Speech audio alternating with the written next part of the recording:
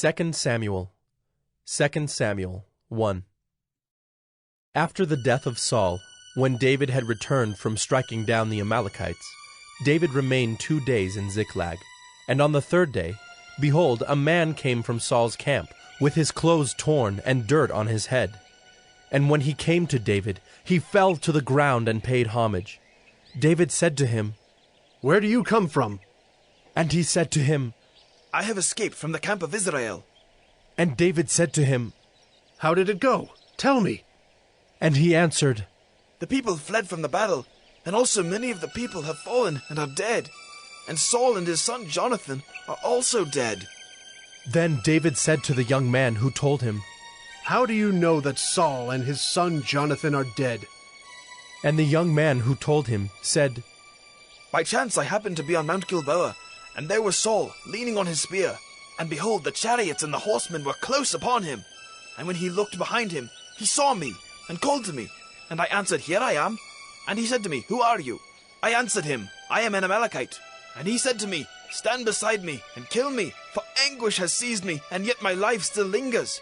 So I stood beside him, and killed him, because I was sure that he could not live after he had fallen. And I took the crown that was on his head, and the armlet that was on his arm, and I have brought them here to my lord." Then David took hold of his clothes and tore them, and so did all the men who were with him. And they mourned and wept and fasted until evening for Saul and for Jonathan his son, and for the people of the Lord and for the house of Israel, because they had fallen by the sword. And David said to the young man who told him, "Where do you come from?" And he answered, "I am the son of a sojourner, an Amalekite." David said to him, "How is it you are not afraid to put out your hand to destroy the Lord's anointed?" Then David called one of the young men and said, "Go, execute him." And he struck him down so that he died. And David said to him, "Your blood be on your head, for your own mouth has testified against you, saying, 'I have killed the Lord's anointed.'" And David lamented with this lamentation over Saul and Jonathan his son. And he said it should be taught to the people of Judah. Behold, it is written in the book of Jasher. He said, "Your glory, O Israel, is slain on your high places. How the mighty have fallen! Tell it not in Gath, publish it not in the streets of Ashkelon, lest the daughters of the Philistines rejoice, lest the daughters of the uncircumcised exult. You mountains of Gilboa, let there be no dew or rain upon you, nor fields of offerings. For there the shield of the mighty was defiled, the shield of Saul, not anointed with oil. From the blood of the slain, from the fat of the mighty, the bow of Jonathan turned not back, and the sword of Saul returned not empty. Saul and Jonathan, beloved and lovely, in life and in death they were not divided. They were swifter than eagles, they were stronger than lions. You, daughters of Israel, weep over Saul, who clothed you luxuriously in scarlet, who put ornaments of gold on your apparel. How the mighty have fallen in the midst of the battle! Jonathan lies slain on your high places. I am distressed for you, my brother Jonathan. Very pleasant have you been to me. Your love to me was extraordinary, surpassing the love of women. How the mighty have fallen, and the weapons of war perished." 2 Samuel 2.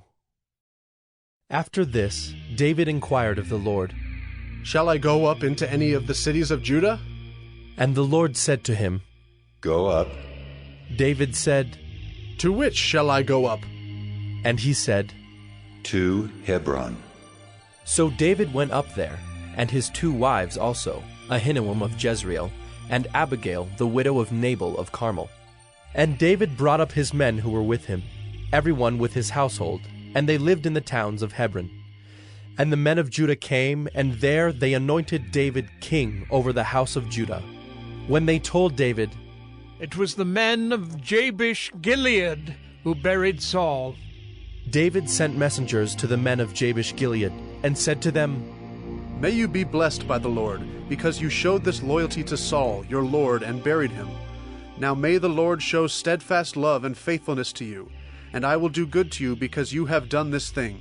Now therefore let your hands be strong, and be valiant, for Saul your Lord is dead, and the house of Judah has anointed me king over them. But Abner, the son of Ner, commander of Saul's army, took Ishbosheth, the son of Saul, and brought him over to Mahanaim. And he made him king over Gilead and the Asherites, and Jezreel and Ephraim, and Benjamin and all Israel. Ishbosheth, Saul's son, was 40 years old when he began to reign over Israel, and he reigned 2 years. But the house of Judah followed David. And the time that David was king in Hebron over the house of Judah was 7 years and 6 months. Abner the son of Ner, and the servants of Ishbosheth the son of Saul, went out from Mahanaim to Gibeon. And Joab the son of Zeruiah and the servants of David went out and met them at the pool of Gibeon. And they sat down, the one on the one side of the pool, and the other on the other side of the pool. And Abner said to Joab, "Let the young men arise and compete before us." And Joab said, "Let them arise." Then they arose and passed over by number, 12 for Benjamin and Ishbosheth the son of Saul, and 12 of the servants of David. And each caught his opponent by the head, and thrust his sword in his opponent's side, so they fell down together. Therefore that place was called Helkath Hazzurim, which is at Gibeon. And the battle was very fierce that day. And Abner and the men of Israel were beaten before the servants of David. And the 3 sons of Zeruiah were there, Joab, Abishai, and Asahel. Now Asahel was as swift of foot as a wild gazelle. And Asahel pursued Abner, and as he went, he turned neither to the right hand nor to the left from following Abner. Then Abner looked behind him and said, "Is it you, Asahel?" And he answered, It is I. Abner said to him, "Turn aside to your right hand or to your left, and seize one of the young men, and take his spoil." But Asahel would not turn aside from following him. And Abner said again to Asahel, "Turn aside from following me. Why should I strike you to the ground? How then could I lift up my face to your brother Joab?" But he refused to turn aside. Therefore Abner struck him in the stomach with the butt of his spear, so that the spear came out at his back. And he fell there and died where he was. And all who came to the place where Asahel had fallen and died stood still. But Joab and Abishai pursued Abner. And as the sun was going down, they came to the hill of Ammah, which lies before Giah on the way to the wilderness of Gibeon. And the people of Benjamin gathered themselves together behind Abner, and became one group, and took their stand on the top of a hill. Then Abner called to Joab, "Shall the sword devour forever? Do you not know that the end will be bitter? How long will it be before you tell your people to turn from the pursuit of their brothers?" And Joab said, As God lives, if you had not spoken, surely the men would not have given up the pursuit of their brothers until the morning. So Joab blew the trumpet, and all the men stopped, and pursued Israel no more, nor did they fight any more. And Abner and his men went all that night through the Arabah. They crossed the Jordan, and marching the whole morning they came to Mahanaim. Joab returned from the pursuit of Abner. And when he had gathered all the people together, there were missing from David's servants 19 men besides Asahel. But the servants of David had struck down of Benjamin 360 of Abner's men. And they took up Asahel, and buried him in the tomb of his father, which was at Bethlehem. And Joab and his men marched all night, and the day broke upon them at Hebron. 2 Samuel 3. There was a long war between the house of Saul and the house of David, and David grew stronger and stronger, while the house of Saul became weaker and weaker. And sons were born to David at Hebron. His firstborn was Amnon of Ahinoam of Jezreel, and his second, Chileab of Abigail the widow of Nabal of Carmel, and the third, Absalom, the son of Maacah, the daughter of Talmai, king of Geshur, and the fourth, Adonijah, the son of Haggith, and the fifth, Shephatiah, the son of Abital, and the sixth Ithream of Eglah, David's wife. These were born to David in Hebron. While there was war between the house of Saul and the house of David, Abner was making himself strong in the house of Saul. Now Saul had a concubine whose name was Rizpah, the daughter of Aiah. And Ishbosheth said to Abner, "Why have you gone into my father's concubine?" Then Abner was very angry over the words of Ishbosheth, and said, Am I a dog's head of Judah? To this day I keep showing steadfast love to the house of Saul your father, to his brothers and to his friends, and have not given you into the hand of David. And yet you charge me today with a fault concerning a woman. God do so to Abner and more also, if I do not accomplish for David what the Lord has sworn to him, to transfer the kingdom from the house of Saul and set up the throne of David over Israel and over Judah, from Dan to Beersheba. And Ishbosheth could not answer Abner another word, because he feared him. And Abner sent messengers to David on his behalf, saying, To whom does the land belong? Make your covenant with me, and behold, my hand shall be with you, to bring over all Israel to you. And he said, Good, I will make a covenant with you. But one thing I require of you, that is, you shall not see my face unless you first bring Michal, Saul's daughter, when you come to see my face. Then David sent messengers to Ishbosheth, Saul's son, saying, Give me my wife Michal, for whom I paid the bridal price of 100 foreskins of the Philistines. And Ishbosheth sent and took her from her husband Paltiel, the son of Laish. But her husband went with her, weeping after her all the way to Bahurim. Then Abner said to him, Go, return. And he returned. And Abner conferred with the elders of Israel, saying, For some time past you have been seeking David as king over you. Now then bring it about. For the Lord has promised David, saying, By the hand of my servant David I will save my people Israel from the hand of the Philistines and from the hand of all their enemies. Abner also spoke to Benjamin. And then Abner went to tell David at Hebron all that Israel and the whole house of Benjamin thought good to do. When Abner came with 20 men to David at Hebron, David made a feast for Abner and the men who were with him. And Abner said to David, I will arise and go, and will gather all Israel to my lord the king, that they may make a covenant with you, and that you may reign over all that your heart desires. So David sent Abner away, and he went in peace. Just then the servants of David arrived with Joab from a raid, bringing much spoil with them. But Abner was not with David at Hebron, for he had sent him away, and he had gone in peace. When Joab and all the army that was with him came, it was told Joab, Abner the son of Ner came to the king, and he has let him go, and he has gone in peace. Then Joab went to the king and said, What have you done? Behold, Abner came to you. Why is it that you have sent him away so that he is gone? You know that Abner the son of Ner came to deceive you, and to know you're going out and you're coming in, and to know all that you are doing. When Joab came out from David's presence, he sent messengers after Abner, and they brought him back from the cistern of Sirah. But David did not know about it. And when Abner returned to Hebron, Joab took him aside into the midst of the gate to speak with him privately. And there he struck him in the stomach so that he died for the blood of Asahel his brother. Afterward, when David heard of it, he said, I and my kingdom are forever guiltless before the Lord for the blood of Abner the son of Ner. May it fall upon the head of Joab and upon all his father's house, and may the house of Joab never be without one who has a discharge, or who is leprous, or who holds a spindle, or who falls by the sword, or who lacks bread. So Joab and Abishai his brother killed Abner because he had put their brother Asahel to death in the battle at Gibeon. Then David said to Joab and to all the people who were with him, Tear your clothes and put on sackcloth and mourn before Abner. And King David followed the bier.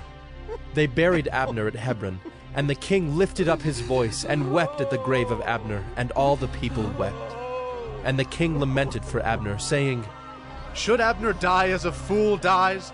Your hands were not bound, your feet were not fettered. As one falls before the wicked, you have fallen. And all the people wept again over him. Then all the people came to persuade David to eat bread while it was yet day.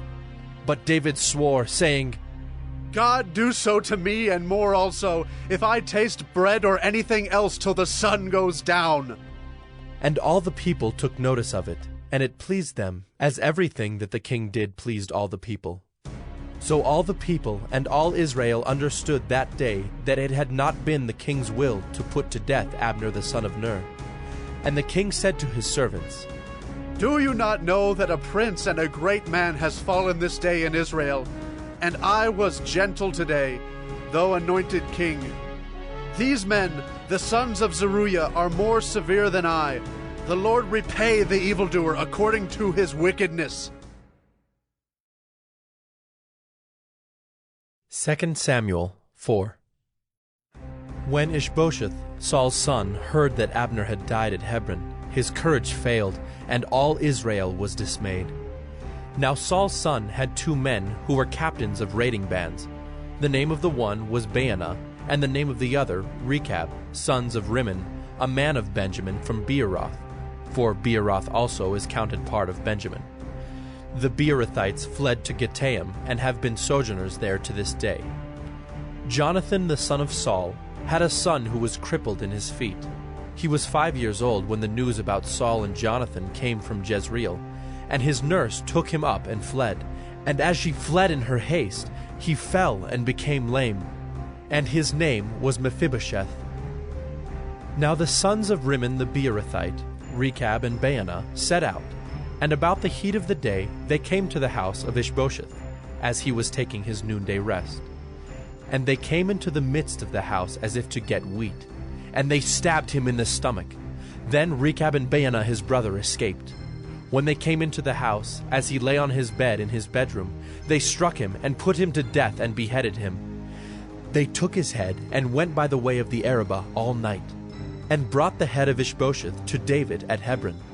And they said to the king, Here is the head of Ishbosheth, the son of Saul, your enemy, who sought your life. The Lord has avenged my lord the king this day on Saul and on his offspring. But David answered Rechab and Baanah his brother, the sons of Rimmon the Beerothite, As the Lord lives, who has redeemed my life out of every adversity, when one told me, Behold, Saul is dead, and thought he was bringing good news, I seized him and killed him at Ziklag, which was the reward I gave him for his news.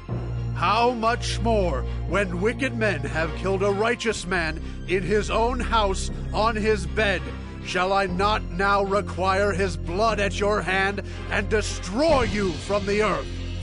And David commanded his young men, and they killed them and cut off their hands and feet, and hanged them beside the pool at Hebron. But they took the head of Ishbosheth, and buried it in the tomb of Abner at Hebron. 2 Samuel 5. Then all the tribes of Israel came to David at Hebron, and said, Behold, we are your bone and flesh. In times past, when Saul was king over us, it was you who led out and brought in Israel. And the Lord said to you, You shall be shepherd of my people Israel, and you shall be prince over Israel. So all the elders of Israel came to the king at Hebron, and King David made a covenant with them at Hebron before the Lord, and they anointed David king over Israel. David was 30 years old when he began to reign, and he reigned 40 years. At Hebron he reigned over Judah 7 years and 6 months, and at Jerusalem he reigned over all Israel and Judah 33 years. And the king and his men went to Jerusalem against the Jebusites, the inhabitants of the land, who said to David, You will not come in here, but the blind and the lame will ward you off. Thinking, David cannot come in here. Nevertheless, David took the stronghold of Zion, that is the city of David. And David said on that day, Whoever would strike the Jebusites, let him get up the water shaft to attack the lame and the blind who are hated by David's soul. Therefore it is said, The blind and the lame shall not come into the house. And David lived in the stronghold, and called it the city of David. And David built the city all around from the Millo inward. And David became greater and greater, for the Lord the God of hosts was with him. And Hiram, king of Tyre, sent messengers to David, and cedar trees, also carpenters and masons, who built David a house. And David knew that the Lord had established him king over Israel, and that he had exalted his kingdom for the sake of his people Israel. And David took more concubines and wives from Jerusalem, after he came from Hebron, and more sons and daughters were born to David. And these are the names of those who were born to him in Jerusalem: Shemuah, Shobab, Nathan, Solomon, Ibhar, Elishua, Nepheg, Japhiah, Elishama, Eliada, and Eliphalet. When the Philistines heard that David had been anointed king over Israel, all the Philistines went up to search for David. But David heard of it and went down to the stronghold. Now the Philistines had come and spread out in the valley of Rephaim. And David inquired of the Lord, "Shall I go up against the Philistines? Will you give them into my hand?" And the Lord said to David, "Go up, for I will certainly give the Philistines into your hand." And David came to Baal-perazim, and David defeated them there. And he said, "The Lord has burst through my enemies before me like a bursting flood." Therefore the name of that place is called Baal-perazim. And the Philistines left their idols there, and David and his men carried them away. And the Philistines came up yet again and spread out in the valley of Rephaim. And when David inquired of the Lord, he said, "You shall not go up. Go around to their rear, and come against them opposite the balsam trees. And when you hear the sound of marching in the tops of the balsam trees, then rouse yourself, for then the Lord has gone out before you to strike down the army of the Philistines." And David did as the Lord commanded him, and struck down the Philistines from Geba to Gezer.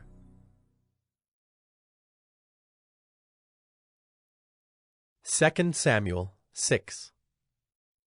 David again gathered all the chosen men of Israel, 30,000. And David arose and went with all the people who were with him from Baale-Judah, to bring up from there the ark of God, which is called by the name of the Lord of hosts, who sits enthroned on the cherubim. And they carried the ark of God on a new cart, and brought it out of the house of Abinadab, which was on the hill. And Uzzah and Ahio, the sons of Abinadab, were driving the new cart with the ark of God, and Ahio went before the ark. And David and all the house of Israel were making merry before the Lord, with songs and lyres and harps, and tambourines and castanets and cymbals. And when they came to the threshing floor of Nachon, Uzzah put out his hand to the ark of God, and took hold of it, for the oxen stumbled. And the anger of the Lord was kindled against Uzzah, and God struck him down there because of his error, and he died there beside the ark of God. And David was angry because the Lord had burst forth against Uzzah, and that place is called Perez-Uzzah to this day. And David was afraid of the Lord that day, and he said, "How can the ark of the Lord come to me?" So David was not willing to take the ark of the Lord into the city of David. But David took it aside to the house of Obed-Edom the Gittite. And the ark of the Lord remained in the house of Obed-Edom the Gittite 3 months, and the Lord blessed Obed-Edom and all his household. And it was told King David, "The Lord has blessed the household of Obed-Edom and all that belongs to him because of the ark of God." So David went and brought up the ark of God from the house of Obed-Edom to the city of David with rejoicing. And when those who bore the ark of the Lord had gone 6 steps, he sacrificed an ox and a fattened animal. And David danced before the Lord with all his might, and David was wearing a linen ephod. So David and all the house of Israel brought up the ark of the Lord with shouting and with the sound of the horn. As the ark of the Lord came into the city of David, Michal, the daughter of Saul, looked out of the window and saw King David leaping and dancing before the Lord, and she despised him in her heart. And they brought in the ark of the Lord and set it in its place, inside the tent that David had pitched for it. And David offered burnt offerings and peace offerings before the Lord.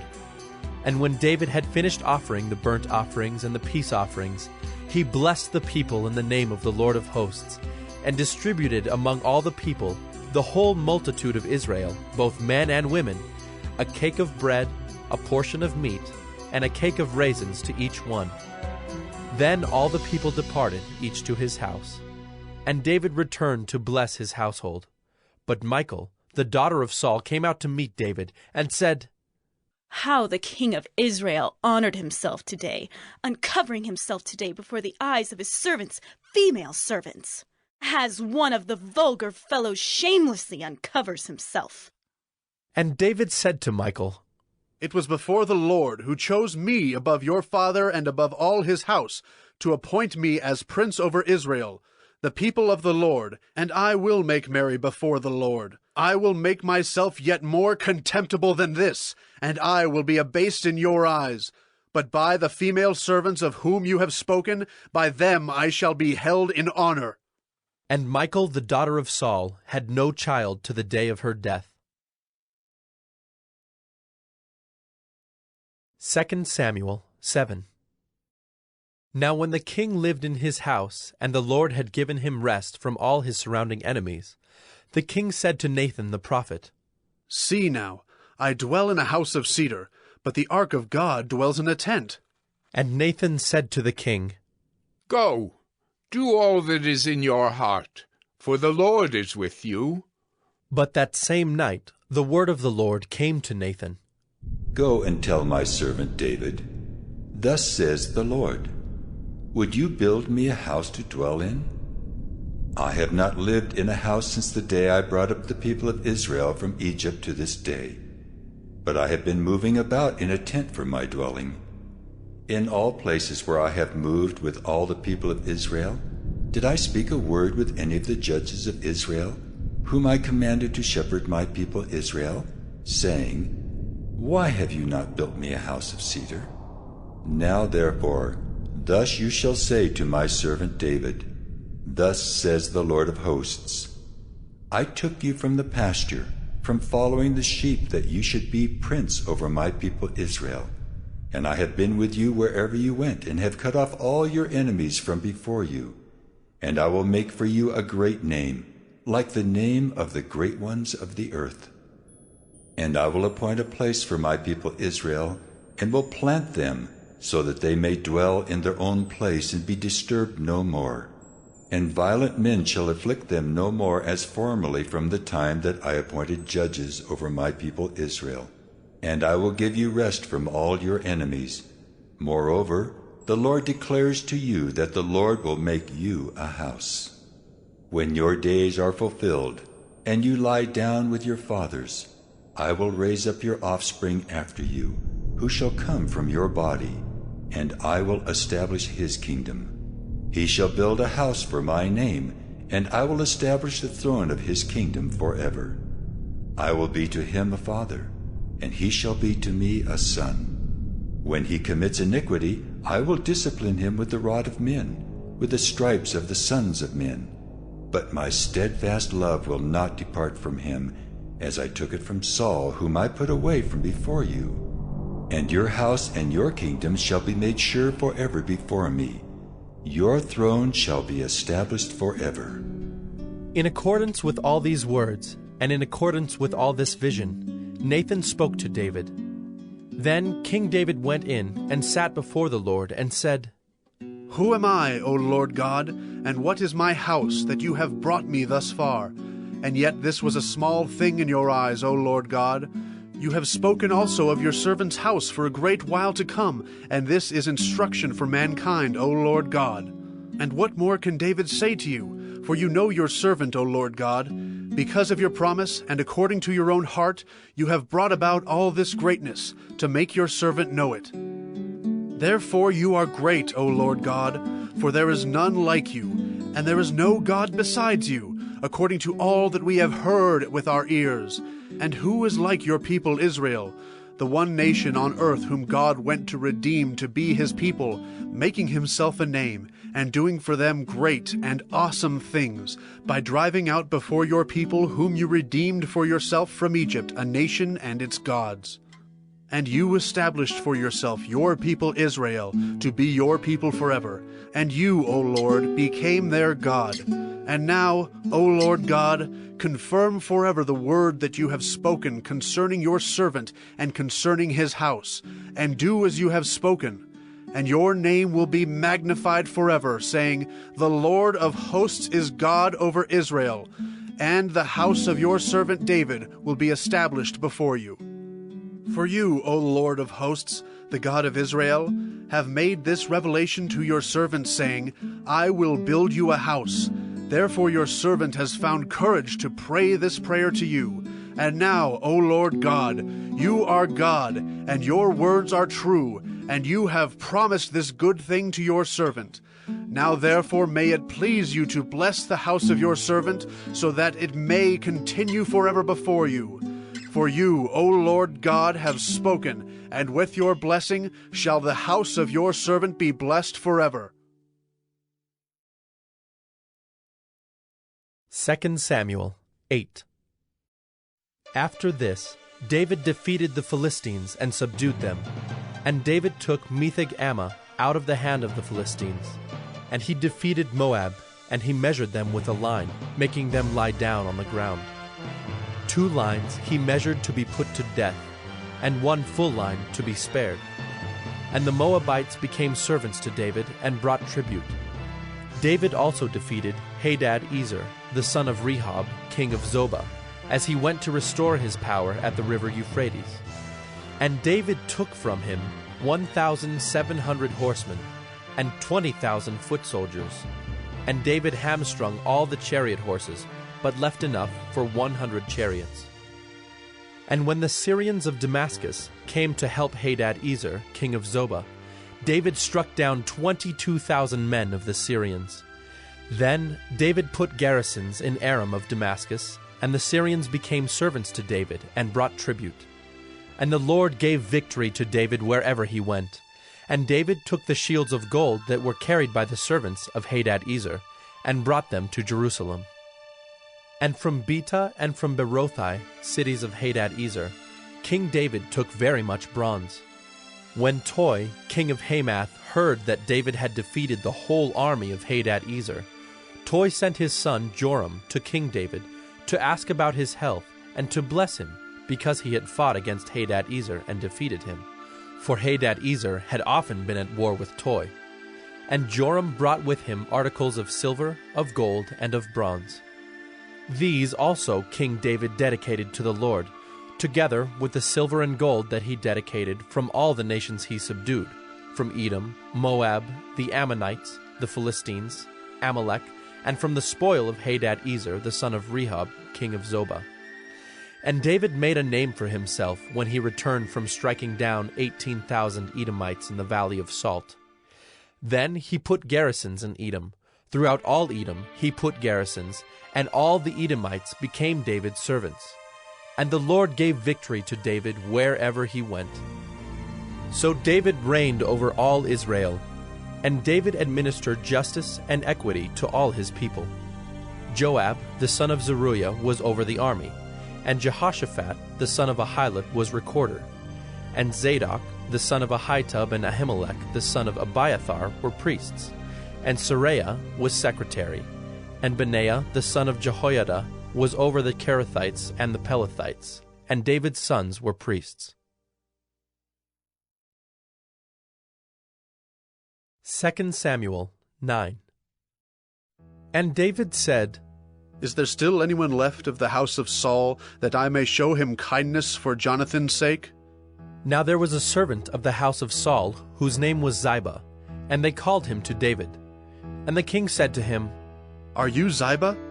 And he said, I am your servant. And the king said, Is there not still someone of the house of Saul, that I may show the kindness of God to him? Ziba said to the king, There is still a son of Jonathan. He is crippled in his feet. The king said to him, Where is he? And Ziba said to the king, He is in the house of Machir, the son of Ammiel, at Lo-debar. Then King David sent and brought him from the house of Machir, the son of Ammiel, at Lo-debar. And Mephibosheth, the son of Jonathan, son of Saul, came to David and fell on his face and paid homage. And David said, Mephibosheth. And he answered, Behold, I am your servant.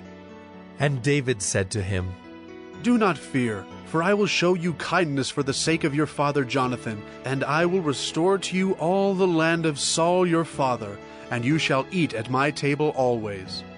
And he paid homage and said, What is your servant, that you should show regard for a dead dog such as I? Then the king called Ziba, Saul's servant, and said to him, All that belonged to Saul and to all his house I have given to your master's grandson. And you and your sons and your servants shall till the land for him and shall bring in the produce, that your master's grandson may have bread to eat. But Mephibosheth, your master's grandson, shall always eat at my table. Now Ziba had 15 sons and 20 servants. Then Ziba said to the king, According to all that my lord the king commands his servant, so will your servant do. So Mephibosheth ate at David's table like one of the king's sons.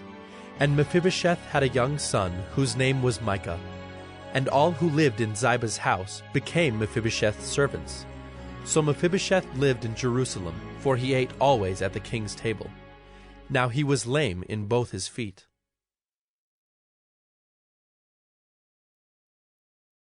2 Samuel 10. After this, the king of the Ammonites died, and Hanun his son reigned in his place. And David said, I will deal loyally with Hanun the son of Nahash, as his father dealt loyally with me. So David sent by his servants to console him concerning his father. And David's servants came into the land of the Ammonites. But the princes of the Ammonites said to Hanun their lord, Do you think because David has sent comforters to you that he is honoring your father? Has not David sent his servants to you to search the city and to spy it out and to overthrow it? So Hanun took David's servants and shaved off half the beard of each and cut off their garments in the middle at their hips and sent them away. When it was told David, he sent to meet them, for the men were greatly ashamed. And the king said, Remain at Jericho until your beards have grown, and then return. When the Ammonites saw that they had become a stench to David, the Ammonites sent and hired the Syrians of Beth-rehob, and the Syrians of Zobah, 20,000 foot soldiers, and the king of Maacah with 1,000 men, and the men of Tob, 12,000 men. And when David heard of it, he sent Joab and all the host of the mighty men. And the Ammonites came out and drew up in battle array at the entrance of the gate. And the Syrians of Zobah and of Rehob, and the men of Tob and Maacah were by themselves in the open country. When Joab saw that the battle was set against him, both in front and in the rear, he chose some of the best men of Israel and arrayed them against the Syrians. The rest of his men he put in the charge of Abishai his brother, and he arrayed them against the Ammonites. And he said, If the Syrians are too strong for me, then you shall help me. But if the Ammonites are too strong for you, then I will come and help you. Be of good courage, and let us be courageous for our people, and for the cities of our God, and may the Lord do what seems good to him. So Joab and the people who were with him drew near to battle against the Syrians, and they fled before him. And when the Ammonites saw that the Syrians fled, they likewise fled before Abishai and entered the city. Then Joab returned from fighting against the Ammonites and came to Jerusalem. But when the Syrians saw that they had been defeated by Israel, they gathered themselves together. And Hadad-ezer sent and brought out the Syrians who were beyond the Euphrates. They came to Helam with Shobach, the commander of the army of Hadad-ezer, at their head. And when it was told David, he gathered all Israel together and crossed the Jordan and came to Helam. The Syrians arrayed themselves against David and fought with him. And the Syrians fled before Israel, and David killed of the Syrians the men of 700 chariots and 40,000 horsemen, and wounded Shobach the commander of their army, so that he died there. And when all the kings who were servants of Hadad-ezer saw that they had been defeated by Israel, they made peace with Israel and became subject to them. So the Syrians were afraid to save the Ammonites any more.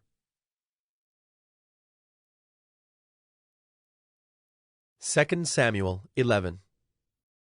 In the spring of the year, the time when kings go out to battle, David sent Joab and his servants with him, and all Israel. and they ravaged the Ammonites and besieged Rabbah. But David remained at Jerusalem. It happened late one afternoon, when David arose from his couch and was walking on the roof of the king's house, that he saw from the roof a woman bathing, and the woman was very beautiful. And David sent and inquired about the woman. And one said, Is not this Bathsheba, the daughter of Eliam, the wife of Uriah the Hittite?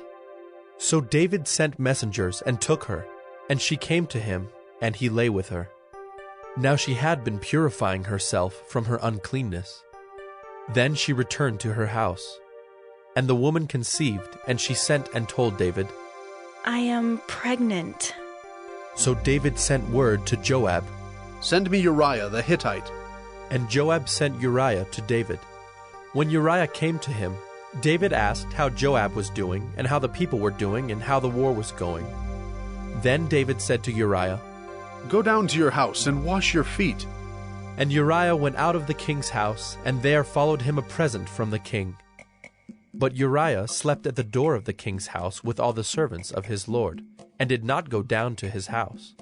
When they told David, Uriah did not go down to his house, David said to Uriah, Have you not come from a journey? Why did you not go down to your house? Uriah said to David, The ark and Israel and Judah dwell in booths, and my lord Joab and the servants of my lord are camping in the open field. Shall I then go to my house, to eat and to drink, and to lie with my wife?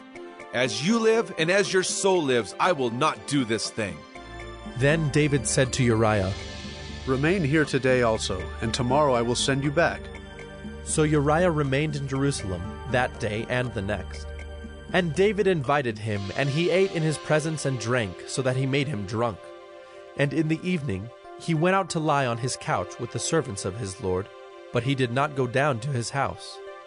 In the morning David wrote a letter to Joab, and sent it by the hand of Uriah. In the letter he wrote, Set Uriah in the forefront of the hardest fighting, and then draw back from him, that he may be struck down and die. And as Joab was besieging the city, he assigned Uriah to the place where he knew there were valiant men. And the men of the city came out and fought with Joab, and some of the servants of David among the people fell. Uriah the Hittite also died.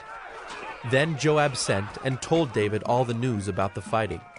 And he instructed the messenger, When you have finished telling all the news about the fighting to the king, then, if the king's anger rises, and if he says to you, Why did you go so near the city to fight? Did you not know that they would shoot from the wall? Who killed Abimelech, the son of Jerubasheth? Did not a woman cast an upper millstone on him from the wall, so that he died at Thebez? Why did you go so near the wall? Then you shall say, Your servant Uriah the Hittite is dead also. So the messenger went and came and told David all that Joab had sent him to tell. The messenger said to David, The men gained an advantage over us and came out against us in the field, but we drove them back to the entrance of the gate. Then the archers shot at your servants from the wall. Some of the king's servants are dead, and your servant Uriah the Hittite is dead also. David said to the messenger, Thus shall you say to Joab, Do not let this matter trouble you, for the sword devours now one and now another. Strengthen your attack against the city and overthrow it, and encourage him. When the wife of Uriah heard that Uriah her husband was dead, she lamented over her husband. And when the mourning was over, David sent and brought her to his house, and she became his wife, and bore him a son. But the thing that David had done displeased the Lord.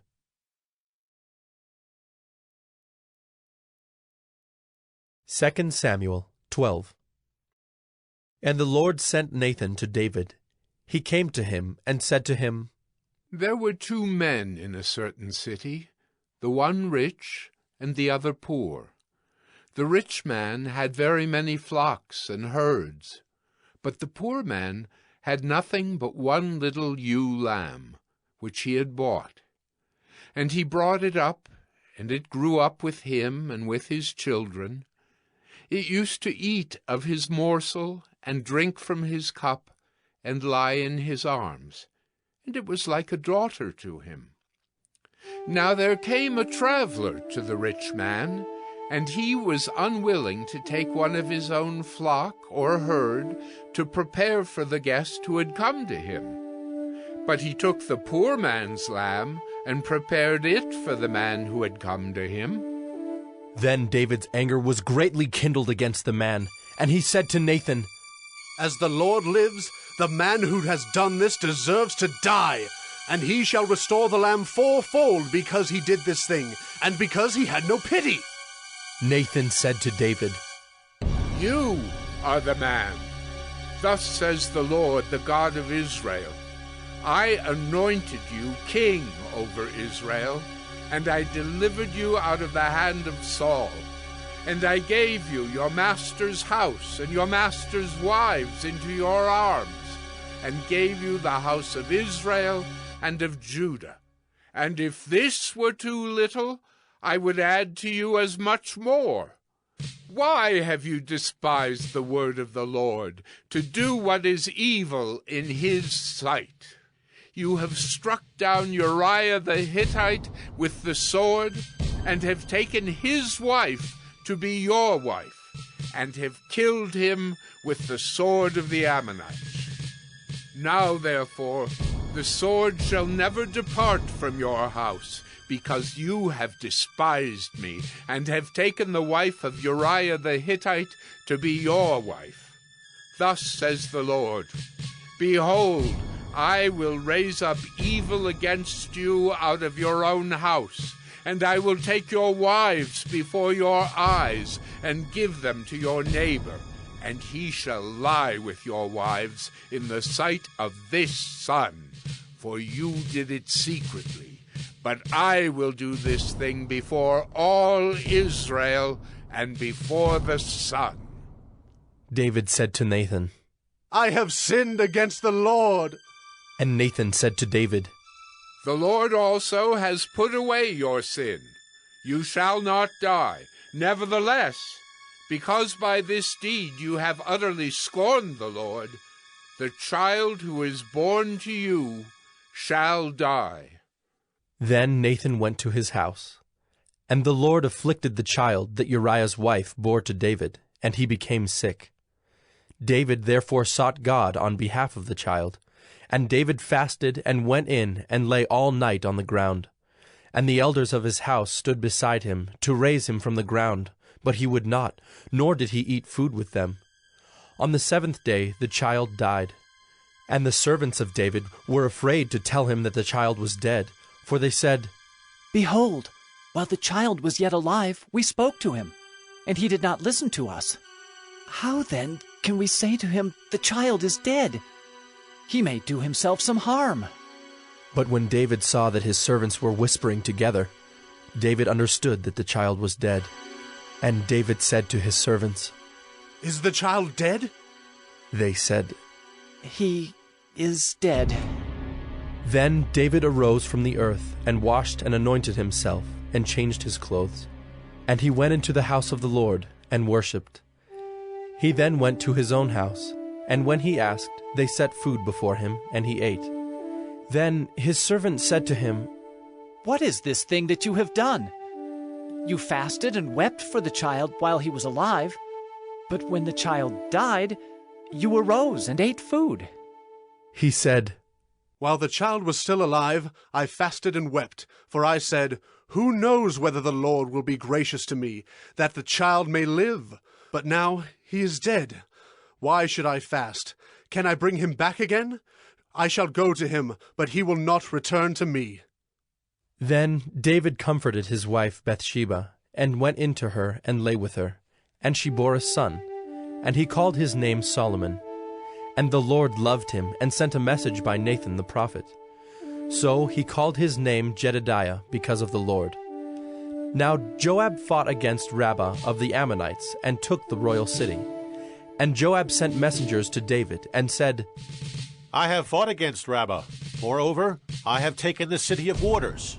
Now then, gather the rest of the people together, and encamp against the city, and take it, lest I take the city, and it be called by my name." So David gathered all the people together, and went to Rabbah, and fought against it, and took it. And he took the crown of their king from his head, The weight of it was a talent of gold, and in it was a precious stone, and it was placed on David's head. And he brought out the spoil of the city, a very great amount. And he brought out the people who were in it, and set them to labor with saws and iron picks and iron axes, and made them toil at the brick kilns. And thus he did to all the cities of the Ammonites. Then David and all the people returned to Jerusalem. 2 Samuel 13.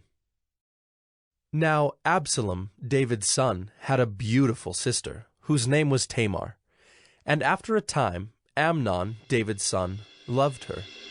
And Amnon was so tormented that he made himself ill because of his sister Tamar, for she was a virgin, and it seemed impossible to Amnon to do anything to her. But Amnon had a friend, whose name was Jonadab, the son of Shimeah, David's brother. And Jonadab was a very crafty man. And he said to him, "O son of the king, why are you so haggard morning after morning? Will you not tell me?" Amnon said to him, "I love Tamar, my brother Absalom's sister." Jonadab said to him, "Lie down on your bed and pretend to be ill, and when your father comes to see you, say to him, 'Let my sister Tamar come and give me bread to eat, and prepare the food in my sight, that I may see it and eat it from her hand.'" So Amnon lay down and pretended to be ill. And when the king came to see him, Amnon said to the king, "Please, let my sister Tamar come and make a couple of cakes in my sight, that I may eat from her hand." Then David sent home to Tamar, saying, "Go to your brother Amnon's house and prepare food for him." So Tamar went to her brother Amnon's house, where he was lying down.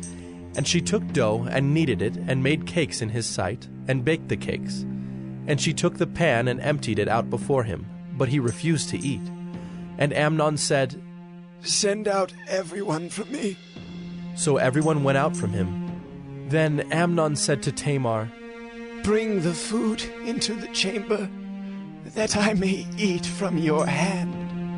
And Tamar took the cakes she had made, and brought them into the chamber to Amnon her brother.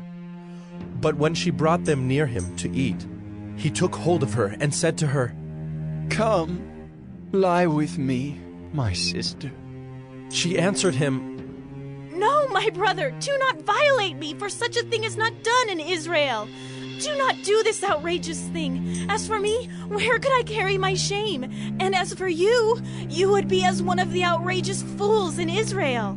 Now therefore, please speak to the king, for he will not withhold me from you." But he would not listen to her, and being stronger than she, he violated her and lay with her. Then Amnon hated her with very great hatred, so that the hatred with which he hated her was greater than the love with which he had loved her. And Amnon said to her, "Get up! Go!" But she said to him, "No, my brother, for this wrong in sending me away is greater than the other that you did to me." But he would not listen to her. He called the young man who served him and said, "Put this woman out of my presence and bolt the door after her." Now she was wearing a long robe with sleeves, for thus were the virgin daughters of the king dressed. So his servant put her out and bolted the door after her. And Tamar put ashes on her head and tore the long robe that she wore. And she laid her hand on her head and went away, crying aloud as she went. And her brother Absalom said to her, "Has Amnon your brother been with you? Now hold your peace, my sister. He is your brother. Do not take this to heart." So Tamar lived a desolate woman in her brother Absalom's house. When King David heard of all these things, he was very angry. But Absalom spoke to Amnon, neither good nor bad. For Absalom hated Amnon because he had violated his sister Tamar. After 2 full years, Absalom had sheep shearers at Baal Hazor, which is near Ephraim. And Absalom invited all the king's sons. And Absalom came to the king and said, "Behold, your servant has sheep shears. Please let the king and his servants go with your servant." But the king said to Absalom, "No, my son, let us not all go, lest we be burdensome to you." He pressed him, but he would not go, but gave him his blessing. Then Absalom said, "If not, please let my brother Amnon go with us." And the king said to him, "Why should he go with you?" But Absalom pressed him until he let Amnon and all the king's sons go with him. Then Absalom commanded his servants, "Mark when Amnon's heart is merry with wine, and when I say to you, strike Amnon, then kill him. Do not fear, have I not commanded you? Be courageous and be valiant." So the servants of Absalom did to Amnon as Absalom had commanded. Then all the king's sons arose, and each mounted his mule and fled. While they were on the way, news came to David. Absalom has struck down all the king's sons, and not one of them is left. Then the king arose and tore his garments and lay on the earth. And all his servants who were standing by tore their garments. But Jonadab, the son of Shimeah, David's brother, said, "Let not my lord suppose that they have killed all the young men, the king's sons, for Amnon alone is dead. For by the command of Absalom, this has been determined from the day he violated his sister Tamar. Now, therefore, let not my lord the king so take it to heart as to suppose that all the king's sons are dead, for Amnon alone is dead." But Absalom fled, and the young man who kept the watch lifted up his eyes and looked, and behold, many people were coming from the road behind him by the side of the mountain. And Jonadab said to the king, "Behold, the king's sons have come. As your servant said, so it has come about." And as soon as he had finished speaking, behold, the king's sons came and lifted up their voice and wept. And the king also, and all his servants, wept very bitterly. But Absalom fled, and went to Talmai, the son of Ammihud, king of Geshur. And David mourned for his son day after day. So Absalom fled, and went to Geshur, and was there 3 years. And the spirit of the king longed to go out to Absalom, because he was comforted about Amnon, since he was dead. 2 Samuel 14. Now Joab, the son of Zeruiah, knew that the king's heart went out to Absalom. And Joab sent to Tekoa, and brought from there a wise woman, and said to her, "Pretend to be a mourner, and put on mourning garments. Do not anoint yourself with oil, but behave like a woman who has been mourning many days for the dead. Go to the king, and speak thus to him." So Joab put the words in her mouth. When the woman of Tekoa came to the king, she fell on her face to the ground and paid homage, and said, "Save me, O king." And the king said to her, "What is your trouble?" She answered, "Alas, I am a widow. My husband is dead. And your servant had 2 sons, and they quarreled with one another in the field. There was no one to separate them. And one struck the other and killed him. And now the whole clan has risen against your servant, and they say, 'Give up the man who struck his brother, that we may put him to death for the life of his brother whom he killed.' And so they would destroy the heir also. Thus they would quench my coal that is left, and leave to my husband neither name nor remnant on the face of the earth." Then the king said to the woman, "Go to your house, and I will give orders concerning you." And the woman of Tekoa said to the king, "On me be the guilt, my lord the king, and on my father's house. Let the king and his throne be guiltless." The king said, "If anyone says anything to you, bring him to me, and he shall never touch you again."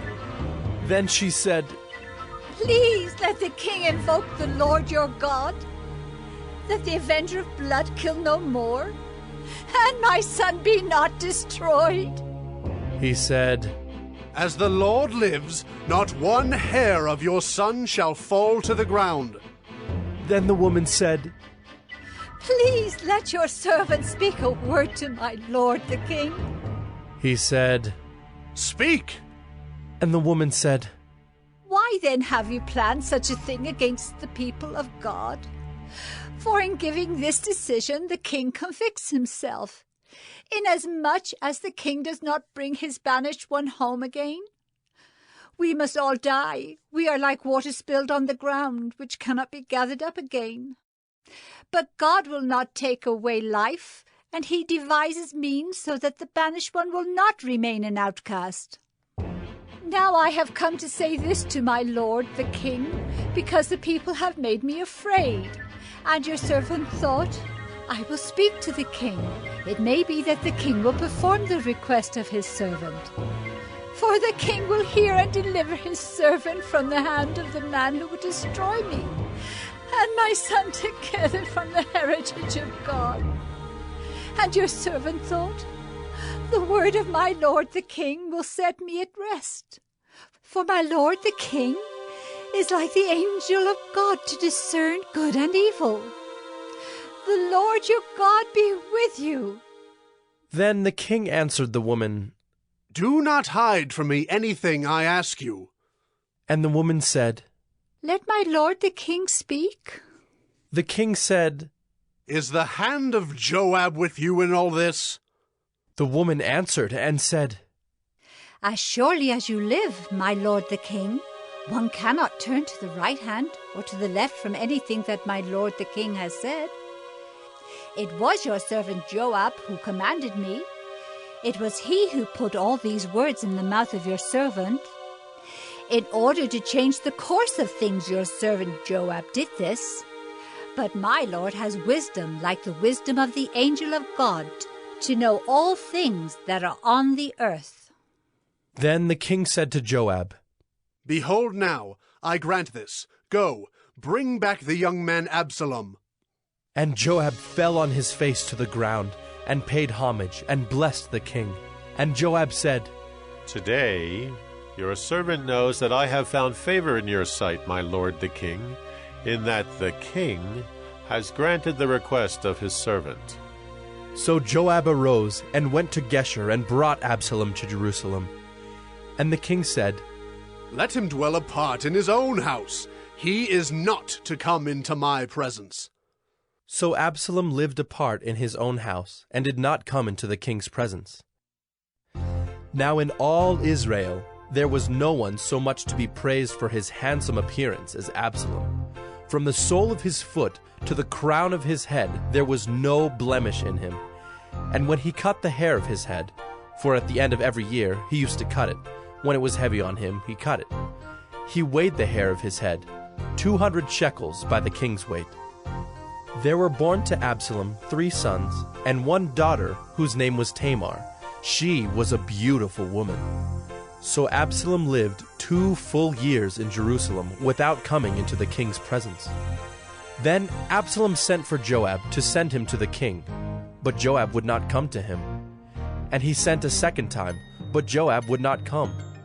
Then he said to his servants, See, Joab's field is next to mine, and he has barley there. Go and set it on fire. So Absalom's servants set the field on fire. Then Joab arose and went to Absalom at his house, and said to him, Why have your servants set my field on fire? Absalom answered Joab, Behold, I send word to you. Come here that I may send you to the king to ask, Why have I come from Geshur? It would be better for me to be there still. Now therefore let me go into the presence of the king, and if there is guilt in me, let him put me to death. Then Joab went to the king and told him, and he summoned Absalom. So he came to the king, and bowed himself on his face to the ground before the king, and the king kissed Absalom. 2 Samuel 15. After this, Absalom got himself a chariot and horses, and 50 men to run before him. And Absalom used to rise early, and stand beside the way of the gate. And when any man had a dispute to come before the king for judgment, Absalom would call to him, and say, From what city are you? And when he said, Your servant is of such and such a tribe in Israel, Absalom would say to him, See, your claims are good and right, but there is no man designated by the king to hear you. Then Absalom would say, Oh, that I were judge in the land. Then every man with a dispute or cause might come to me, and I would give him justice. And whenever a man came near to pay homage to him, he would put out his hand and take hold of him and kiss him. Thus Absalom did to all of Israel who came to the king for judgment. So Absalom stole the hearts of the men of Israel. And at the end of 4 years, Absalom said to the king, Please let me go and pay my vow, which I have vowed to the Lord in Hebron. For your servant vowed a vow while I lived at Geshur in Aram, saying, If the Lord will indeed bring me back to Jerusalem, then I will offer worship to the Lord. The king said to him, Go in peace. So he arose and went to Hebron. But Absalom sent secret messengers throughout all the tribes of Israel, saying, As soon as you hear the sound of the trumpet, then say, Absalom is king at Hebron. With Absalom went 200 men from Jerusalem who were invited guests, and they went in their innocence and knew nothing. And while Absalom was offering the sacrifices, he sent for Ahithophel, the Gilonite, David's counselor, from his city Gilo. And the conspiracy grew strong, and the people with Absalom kept increasing. And a messenger came to David, saying, The hearts of the men of Israel have gone after Absalom. Then David said to all his servants who were with him at Jerusalem, Arise, and let us flee, or else there will be no escape for us from Absalom. Go quickly, lest he overtake us quickly and bring down ruin on us and strike the city with the edge of the sword. And the king's servants said to the king, Behold, your servants are ready to do whatever my lord the king decides. So the king went out, and all his household after him. And the king left 10 concubines to keep the house. And the king went out, and all the people after him, and they halted at the last house. And all his servants passed by him, and all the Kerethites, and all the Pelethites, and all the 600 Gittites who had followed him from Gath, passed on before the king. Then the king said to Ittai the Gittite, Why do you also go with us? Go back and stay with the king, for you are a foreigner, and also an exile from your home. You came only yesterday, and shall I today make you wander about with us? Since I go, I know not where. Go back and take your brothers with you, and may the Lord show steadfast love and faithfulness to you. But Ittai answered the king, As the Lord lives, and as my lord the king lives, wherever my lord the king shall be, whether for death or for life, there also will your servant be. And David said to Ittai, Go then, pass on. So Ittai the Gittite passed on with all his men and all the little ones who were with him. And all the land wept aloud as all the people passed by. And the king crossed the brook Kidron, and all the people passed on toward the wilderness. And Abiathar came up, and behold, Zadok came also with all the Levites, bearing the ark of the covenant of God. And they set down the ark of God until the people had all passed out of the city. Then the king said to Zadok, Carry the ark of God back into the city. If I find favor in the eyes of the Lord, he will bring me back and let me see both it and his dwelling place. But if he says, I have no pleasure in you, behold, here I am. Let him do to me what seems good to him. The king also said to Zadok the priest, Are you not a seer? Go back to the city in peace with your 2 sons, Ahimaaz your son, and Jonathan the son of Abiathar. See, I will wait at the fords of the wilderness until word comes from you to inform me. So Zadok and Abiathar carried the ark of God back to Jerusalem, and they remained there. But David went up the ascent of the Mount of Olives, weeping as he went, barefoot and with his head covered. And all the people who were with him covered their heads, and they went up weeping as they went. And it was told David, Ahithophel is among the conspirators with Absalom. And David said, O Lord, please turn the counsel of Ahithophel into foolishness. While David was coming to the summit, where God was worshipped, behold, Hushai the Archite came to meet him, with his coat torn and dirt on his head. David said to him, If you go on with me, you will be a burden to me. But if you return to the city and say to Absalom, I will be your servant, O king, as I have been your father's servant in time past, so now I will be your servant. Then you will defeat for me the counsel of Ahithophel. Are not Zadok and Abiathar the priest with you there? So whatever you hear from the king's house, tell it to Zadok and Abiathar the priests.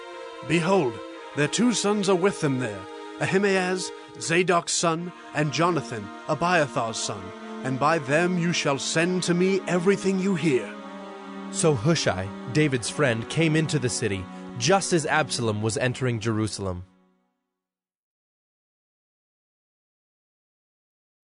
2 Samuel 16. When David had passed a little beyond the summit, Ziba, the servant of Mephibosheth, met him, with a couple of donkeys saddled, bearing 200 loaves of bread, 100 bunches of raisins, 100 of summer fruits, and a skin of wine. And the king said to Ziba, Why have you brought these? Ziba answered, The donkeys are for the king's household to ride on, the bread and summer fruit for the young men to eat, and the wine for those who faint in the wilderness to drink. And the king said, And where is your master's son? Ziba said to the king, Behold, he remains in Jerusalem, for he said, Today the house of Israel will give me back the kingdom of my father. Then the king said to Ziba, Behold, all that belonged to Mephibosheth is now yours. And Ziba said, I pay homage. Let me ever find favor in your sight, my lord, the king. When King David came to Bahurim, there came out a man of the family of the house of Saul, whose name was Shimei, the son of Gera. And as he came, he cursed continually. And he threw stones at David, and at all the servants of King David, and all the people and all the mighty men were on his right hand and on his left. And Shimei said as he cursed, Get out, you man of blood, you worthless man! The Lord has avenged on you all the blood of the house of Saul, in whose place you have reigned, and the Lord has given the kingdom into the hand of your son Absalom. See, your evil is on you, for you are a man of blood! Then Abishai the son of Zeruiah said to the king, Why should this dead dog curse my lord the king? Let me go over and take off his head. But the king said, What have I to do with you, you sons of Zeruiah? If he is cursing because the Lord has said to him, Curse David, who then shall say, Why have you done so? And David said to Abishai and to all his servants, Behold, my own son seeks my life. How much more now may this Benjaminite? Leave him alone, and let him curse, for the Lord has told him to. It may be that the Lord will look on the wrong done to me, and that the Lord will repay me with good for his cursing today. So David and his men went on the road, while Shimei went along on the hillside opposite him, and cursed as he went, and threw stones at him and flung dust. And the king and all the people who were with him arrived weary at the Jordan, and there he refreshed himself. Now Absalom and all the people, the men of Israel, came to Jerusalem, and Ahithophel with him. And when Hushai the Archite, David's friend, came to Absalom, Hushai said to Absalom, Long live the king! Long live the king! And Absalom said to Hushai, Is this your loyalty to your friend? Why did you not go with your friend?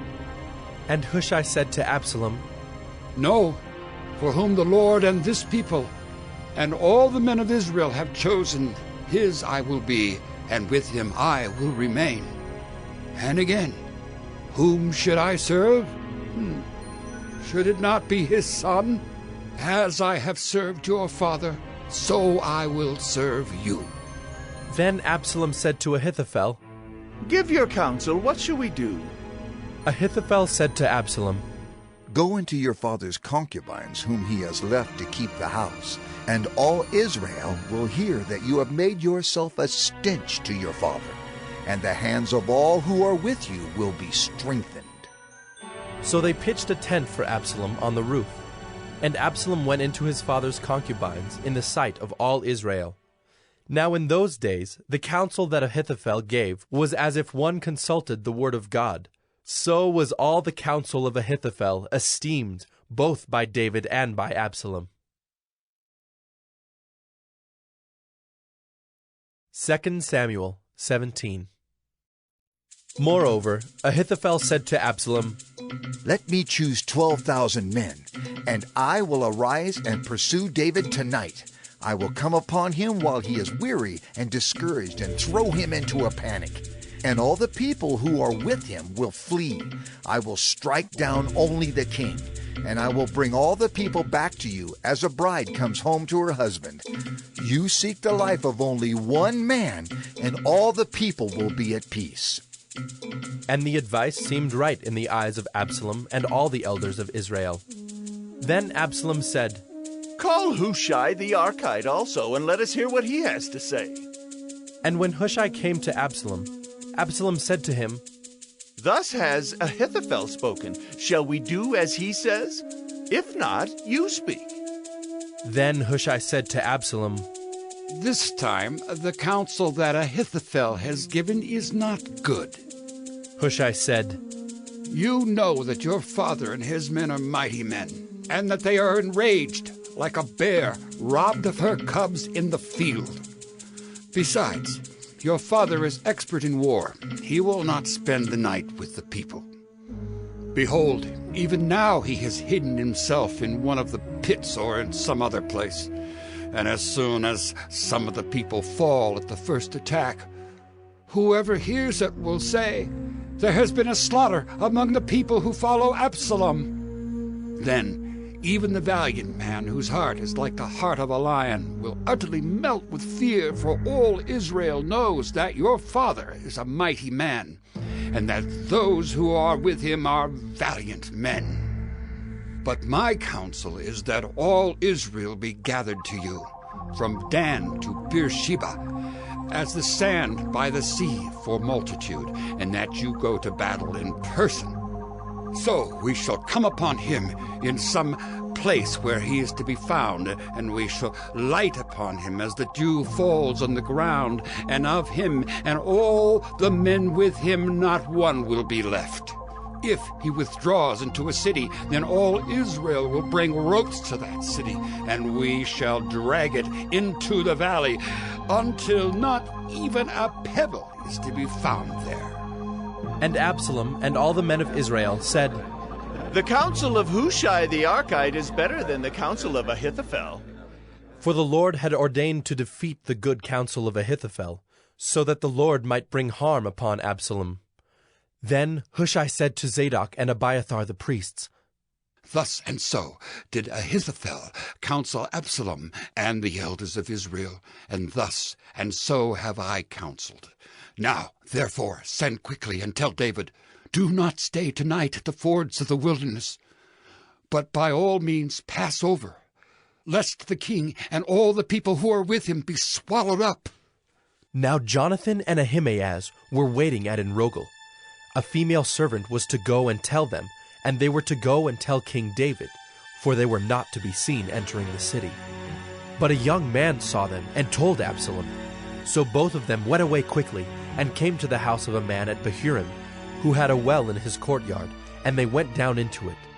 And the woman took and spread a covering over the well's mouth, and scattered grain on it, and nothing was known of it. When Absalom's servants came to the woman at the house, they said, "Where are Ahimaaz and Jonathan?" And the woman said to them, "They have gone over the brook of water."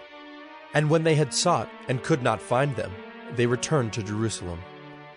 After they had gone, the men came up out of the well, and went and told King David.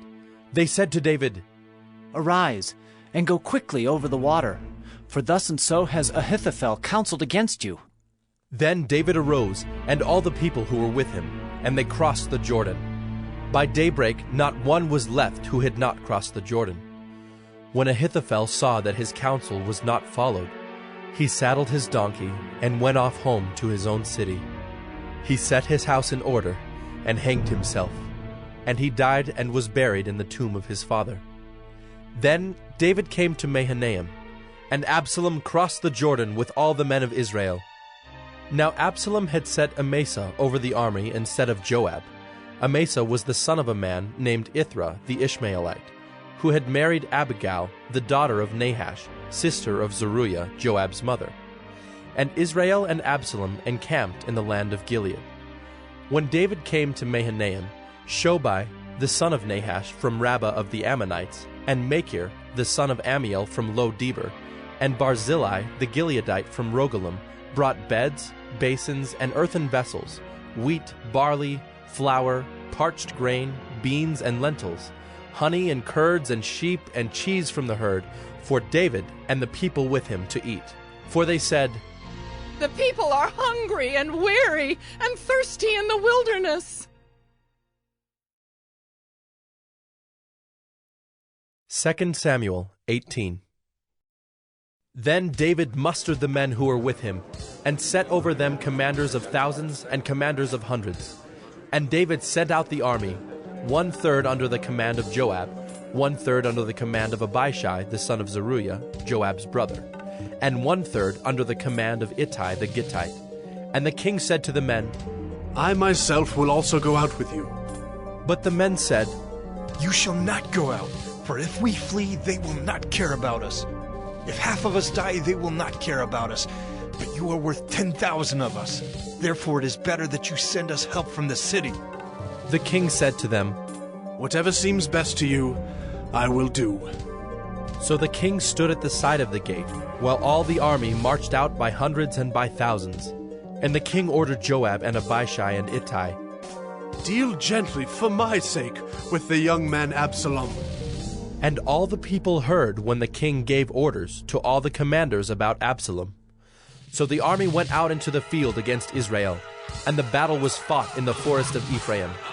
And the men of Israel were defeated there by the servants of David, and the loss there was great on that day, 20,000 men. The battle spread over the face of all the country, and the forest devoured more people that day than the sword. And Absalom happened to meet the servants of David. Absalom was riding on his mule, and the mule went under the thick branches of a great oak, and his head caught fast in the oak, and he was suspended between heaven and earth, while the mule that was under him went on. And a certain man saw it, and told Joab, "Behold, I saw Absalom hanging in an oak." Joab said to the man who told him, "What? You saw him? Why then did you not strike him there to the ground? I would have been glad to give you 10 pieces of silver and a belt." But the man said to Joab, "Even if I felt in my hand the weight of 1,000 pieces of silver, I would not reach out my hand against the king's son. For in our hearing the king commanded you and Abishai and Ittai, for my sake protect the young man Absalom. On the other hand, if I had dealt treacherously against his life, and there is nothing hidden from the king, then you yourself would have stood aloof." Joab said, "I will not waste time like this with you." And he took 3 javelins in his hand, and thrust them into the heart of Absalom while he was still alive in the oak. And 10 young men, Joab's armor-bearers, surrounded Absalom and struck him and killed him. Then Joab blew the trumpet, and the troops came back from pursuing Israel, for Joab restrained them. And they took Absalom and threw him into a great pit in the forest, and raised over him a very great heap of stones. And all Israel fled, everyone to his own home. Now Absalom in his lifetime had taken and set up for himself the pillar that is in the king's valley, for he said, "I have no son to keep my name in remembrance." He called the pillar after his own name, and it is called Absalom's monument to this day. Then Ahimaaz the son of Zadok said, "Let me run and carry news to the king that the Lord has delivered him from the hand of his enemies." And Joab said to him, "You are not to carry news today. You may carry news another day, but today you shall carry no news, because the king's son is dead." Then Joab said to the Cushite, "Go, tell the king what you have seen." The Cushite bowed before Joab and ran. Then Ahimaaz the son of Zadok said again to Joab, "Come what may, let me also run after the Cushite." And Joab said, "Why will you run, my son, seeing that you will have no reward for the news?" "Come what may," he said, "I will run." So he said to him, "Run!" Then Ahimaaz ran by the way of the plain, and outran the Cushite. Now David was sitting between the 2 gates, and the watchman went up to the roof of the gate by the wall. And when he lifted up his eyes and looked, he saw a man running alone. The watchman called out and told the king. And the king said, "If he is alone, there is news in his mouth. And he drew nearer and nearer. The watchman saw another man running, and the watchman called to the gate and said, "See, another man running alone." The king said, "He also brings news." The watchman said, "I think the running of the first is like the running of Ahimaaz, the son of Zadok." And the king said, "He is a good man and comes with good news." Then Ahimaaz cried out to the king, "All is well." And he bowed before the king with his face to the earth and said, "Blessed be the Lord your God, who has delivered up the men who raised their hand against my lord the king." And the king said, "Is it well with the young man Absalom?" Ahimaaz answered, "When Joab sent the king's servant, your servant, I saw a great commotion, but I do not know what it was." And the king said, "Turn aside and stand here." So he turned aside and stood still. And behold, the Cushite came, and the Cushite said, "Good news for my lord the king, for the Lord has delivered you this day from the hand of all who rose up against you." The king said to the Cushite, "Is it well with the young man Absalom?" And the Cushite answered, "May the enemies of my lord the king and all who rise up against you for evil be like that young man." And the king was deeply moved, and went up to the chamber over the gate, and wept. And as he went, he said, "Oh, my son Absalom, my son Absalom! Would I had died instead of you, O Absalom! My son, my son!" 2 Samuel 19. It was told Joab, "Behold, the king is weeping and mourning for Absalom." So the victory that day was turned into mourning for all the people, for the people heard that day, "The king is grieving for his son." And the people stole into the city that day, as people steal in who are ashamed when they flee in battle. The king covered his face, and the king cried with a loud voice, "Oh, my son Absalom! Oh, Absalom! My son! My son!" Then Joab came into the house to the king and said, "You have today covered with shame the faces of all your servants, who have this day saved your life and the lives of your sons and your daughters and the lives of your wives and your concubines, because you love those who hate you and hate those who love you. For you have made it clear today that commanders and servants are nothing to you. For today I know that if Absalom were alive and all of us were dead today, then you would be pleased.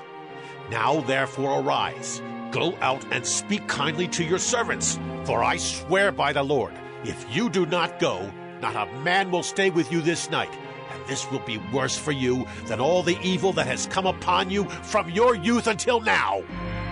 Then the king arose and took his seat in the gate, and the people were all told, "Behold, the king is sitting in the gate." And all the people came before the king. Now Israel had fled, every man to his own home. And all the people were arguing throughout all the tribes of Israel, saying, "The king delivered us from the hand of our enemies, and saved us from the hand of the Philistines. And now he has fled out of the land from Absalom. But Absalom, whom we anointed over us, is dead in battle. Now, therefore, why do you say nothing about bringing the king back?"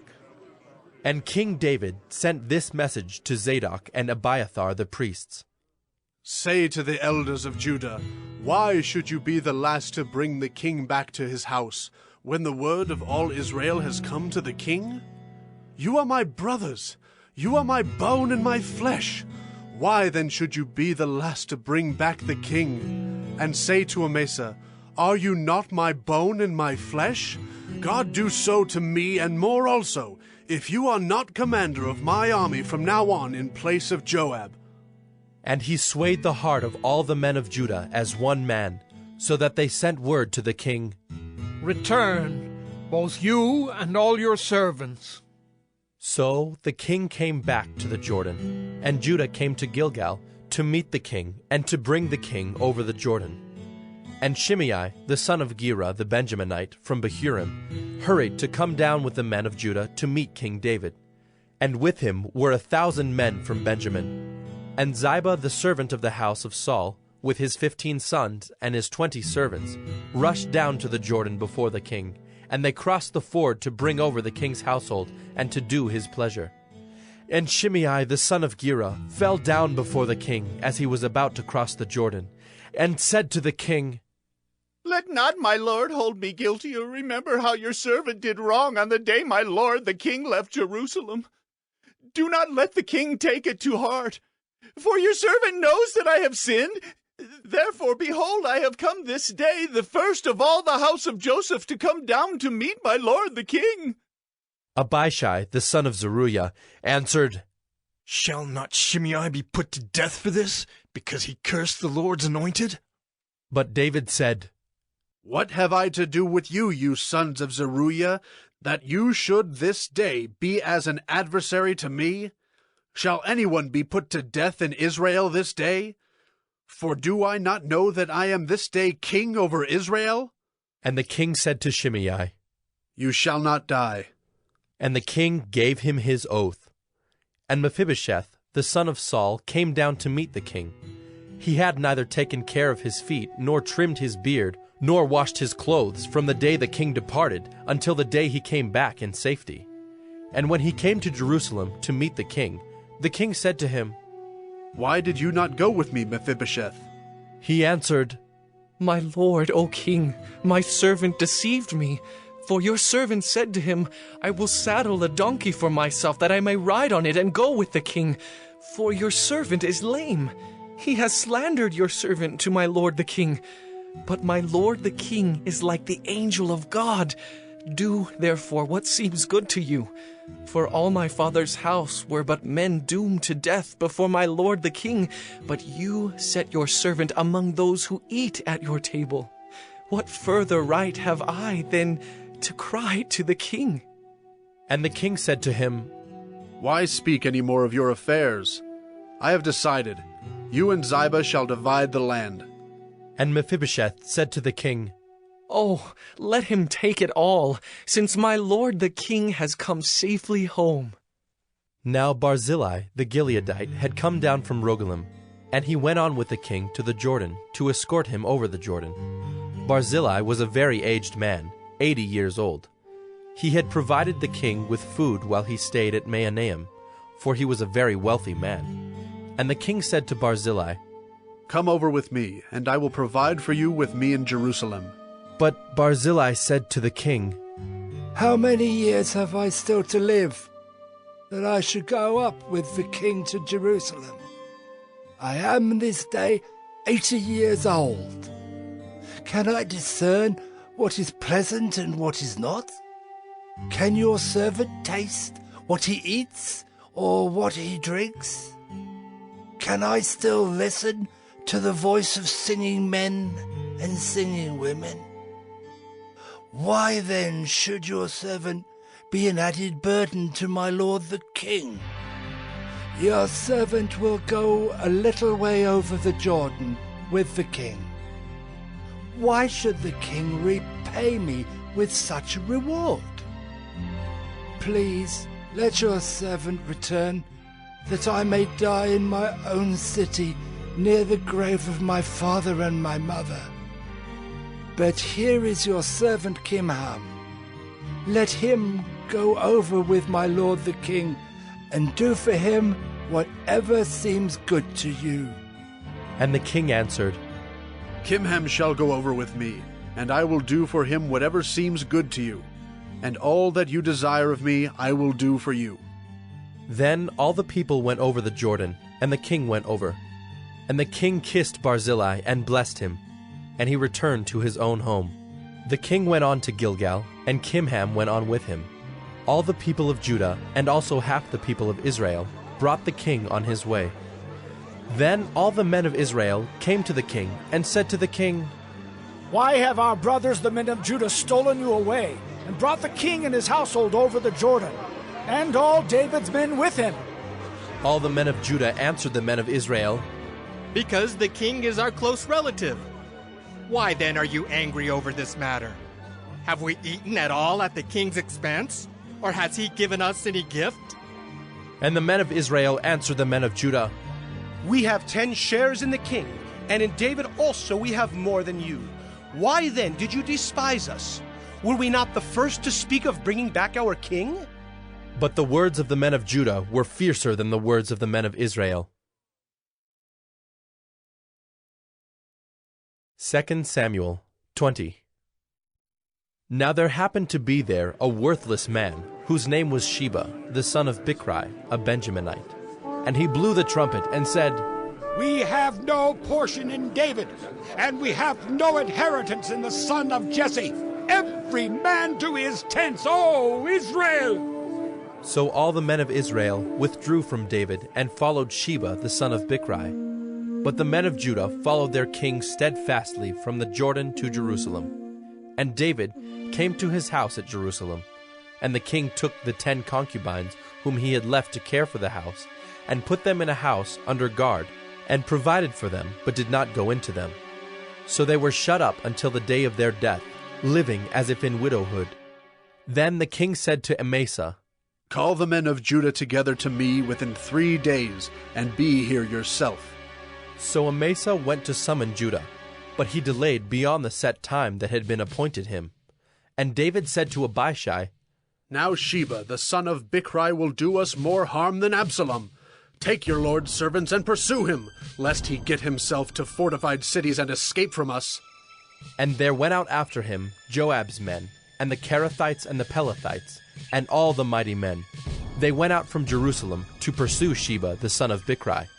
When they were at the great stone that is in Gibeon, Amasa came to meet them. Now Joab was wearing a soldier's garment, and over it was a belt with a sword in its sheath, fastened on his thigh. And as he went forward, it fell out. And Joab said to Amasa, Is it well with you, my brother? And Joab took Amasa by the beard with his right hand to kiss him. But Amasa did not observe the sword that was in Joab's hand. So Joab struck him with it in the stomach, and spilled his entrails to the ground without striking a second blow, and he died. Then Joab and Abishai his brother pursued Sheba the son of Bichri. And one of Joab's young men took his stand by Amasa and said, Whoever favors Joab, and whoever is for David, let him follow Joab. And Amasa lay wallowing in his blood in the highway, and anyone who came by seeing him stopped. And when the man saw that all the people stopped, he carried Amasa out of the highway into the field and threw a garment over him. When he was taken out of the highway, all the people went on after Joab to pursue Sheba the son of Bichri. And Sheba passed through all the tribes of Israel to Abel of Beth-maachah, and all the Bichrites assembled and followed him in. And all the men who were with Joab came and besieged him in Abel of Beth-maachah. They cast up a mound against the city, and it stood against the rampart, and they were battering the wall to throw it down. Then a wise woman called from the city, Listen! Listen! Tell Joab, come here, that I may speak to you. And he came near her. And the woman said, Are you Joab? He answered, I am. Then she said to him, Listen to the words of your servant. And he answered, I am listening. Then she said, They used to say in former times, Let them but ask counsel at Abel. And so they settled a matter. I am one of those who are peaceable and faithful in Israel. You seek to destroy a city that is a mother in Israel. Why will you swallow up the heritage of the Lord? Joab answered, Far be it from me, far be it that I should swallow up or destroy. That is not true.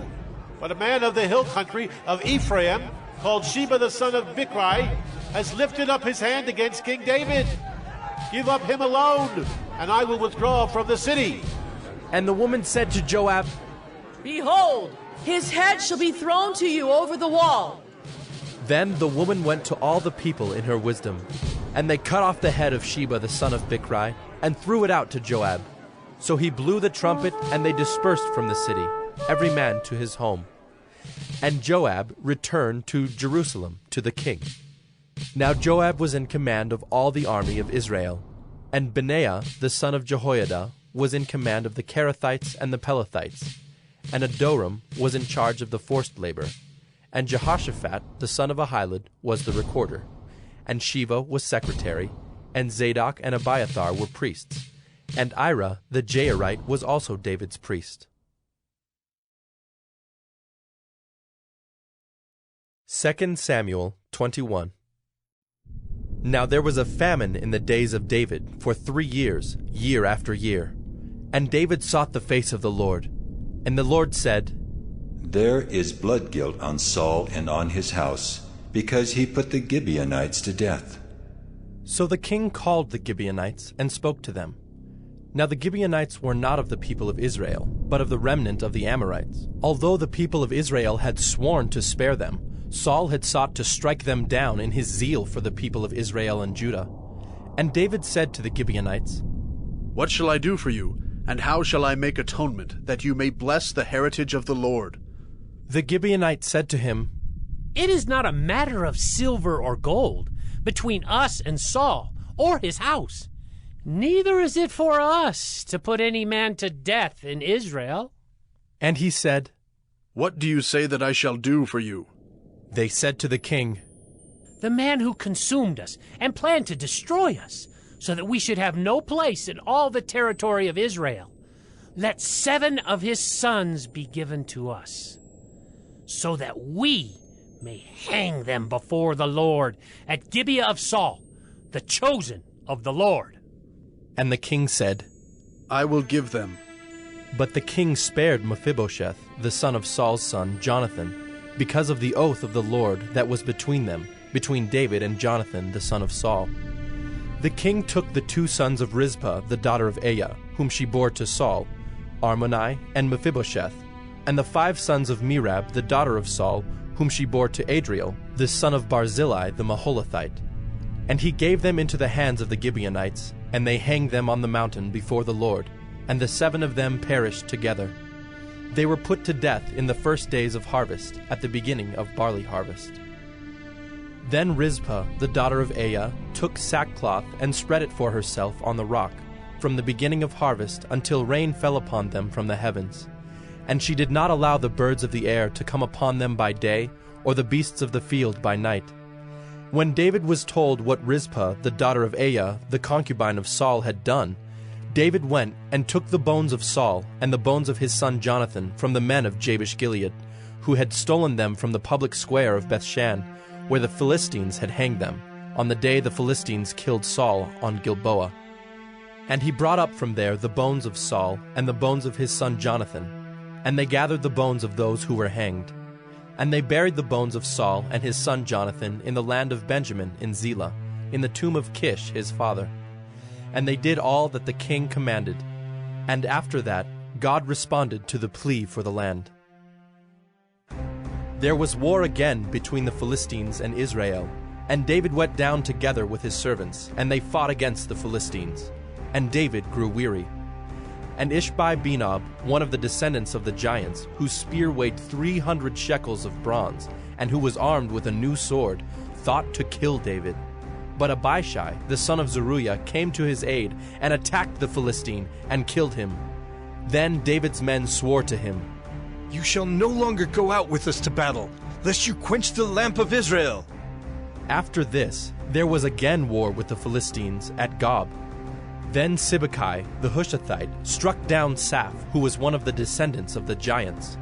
And there was again war with the Philistines at Gob, and Elhanan, the son of Jaare-Oregim, the Bethlehemite, struck down Goliath the Gittite, the shaft of whose spear was like a weaver's beam. And there was again war at Gath, where there was a man of great stature, who had 6 fingers on each hand and 6 toes on each foot, 24 in number. And he also was descended from the giants. And when he taunted Israel, Jonathan, the son of Shimei, David's brother, struck him down. These 4 were descended from the giants in Gath, and they fell by the hand of David and by the hand of his servants. 2 Samuel 22. And David spoke to the Lord the words of this song on the day when the Lord delivered him from the hand of all his enemies and from the hand of Saul. He said, The Lord is my rock and my fortress and my deliverer. my God, my rock in whom I take refuge, my shield and the horn of my salvation, my stronghold and my refuge, my Savior. You save me from violence. I call upon the Lord, who is worthy to be praised, and I am saved from my enemies. For the waves of death encompassed me, the torrents of destruction assailed me, the cords of Sheol entangled me, the snares of death confronted me. In my distress I called upon the Lord. To my God I called. From his temple he heard my voice, and my cry came to his ears. Then the earth reeled and rocked. The foundations of the heavens trembled and quaked, because he was angry. Smoke went up from his nostrils, and devouring fire from his mouth. Glowing coals flamed forth from him. He bowed the heavens and came down. Thick darkness was under his feet. He rode on a cherub and flew. He was seen on the wings of the wind. He made darkness around him his canopy, thick clouds, a gathering of water.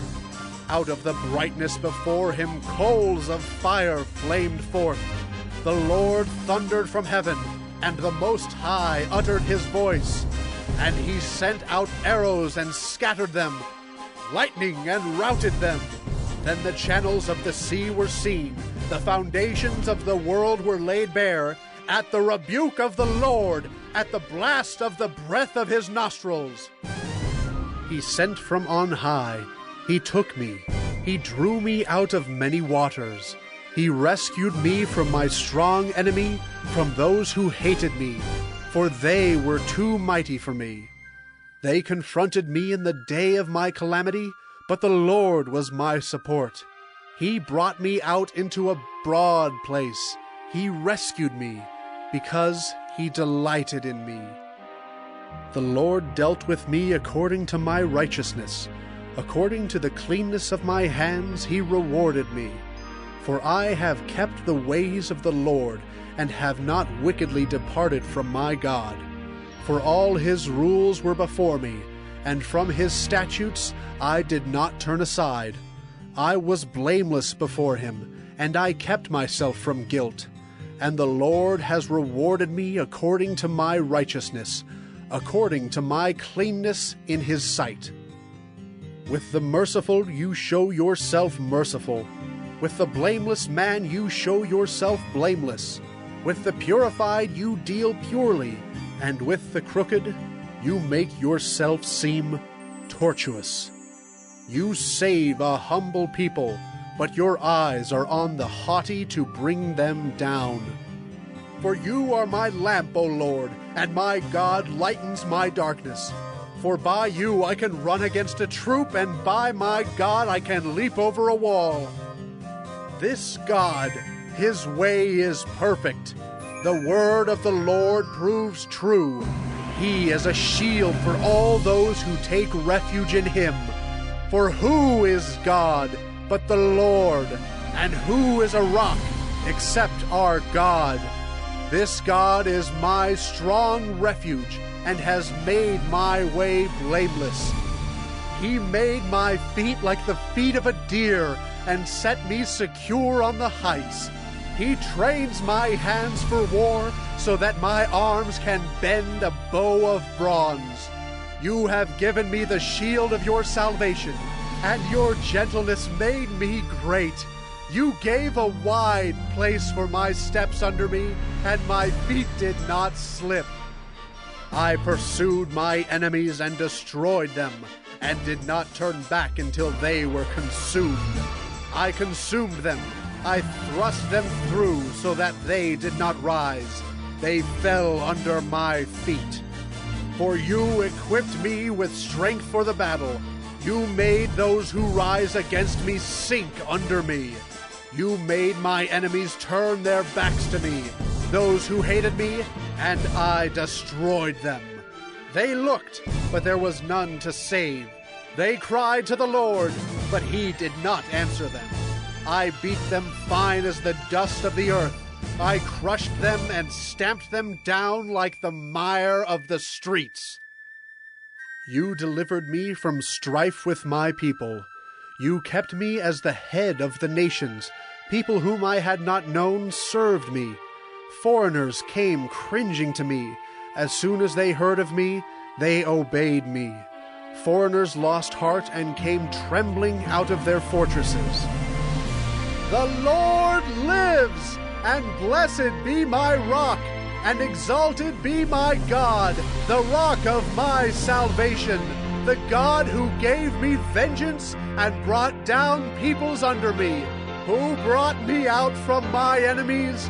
You exalted me above those who rose against me. You delivered me from men of violence. For this I will praise you, O Lord, among the nations, and sing praises to your name.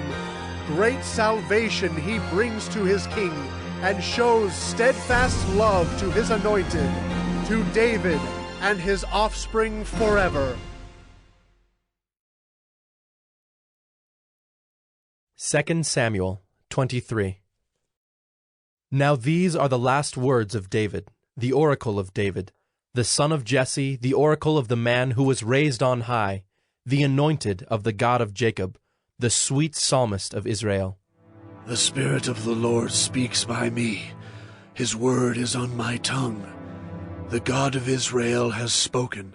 The Rock of Israel has said to me, when one rules justly over men, ruling in the fear of God, he dawns on them like the morning light, like the sun shining forth on a cloudless morning, like rain that makes grass to sprout from the earth. For does not my house stand so with God? For he has made with me an everlasting covenant, ordered in all things and secure.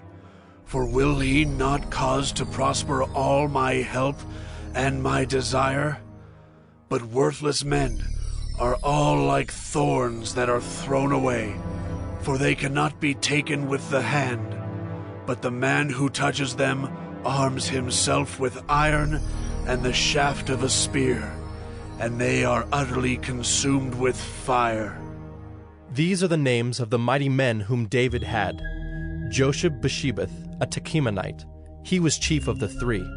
He wielded his spear against 800 whom he killed at one time. And next to him, among the three mighty men, was Eleazar, the son of Dodo, son of Ahohai. He was with David when they defied the Philistines who were gathered there for battle, and the men of Israel withdrew. He rose and struck down the Philistines until his hand was weary, and his hand clung to the sword. And the Lord brought about a great victory that day, and the men returned after him, only to strip the slain. And next to him was Shammah, the son of Agi, the Hararite. The Philistines gathered together at Lehi, where there was a plot of ground full of lentils, and the men fled from the Philistines. But he took his stand in the midst of the plot, and defended it, and struck down the Philistines, and the Lord worked a great victory. And 3 of the 30 chief men went down and came about harvest time to David at the cave of Adullam, when a band of Philistines was encamped in the valley of Rephaim. David was then in the stronghold, and the garrison of the Philistines was then at Bethlehem. And David said longingly, Oh, that someone would give me water to drink from the well of Bethlehem that is by the gate. Then the 3 mighty men broke through the camp of the Philistines, and drew water out of the well of Bethlehem that was by the gate, and carried and brought it to David. But he would not drink of it. He poured it out to the Lord, and said, Far be it from me, O Lord, that I should do this. Shall I drink the blood of the men who went at the risk of their lives? Therefore he would not drink it. These things the 3 mighty men did.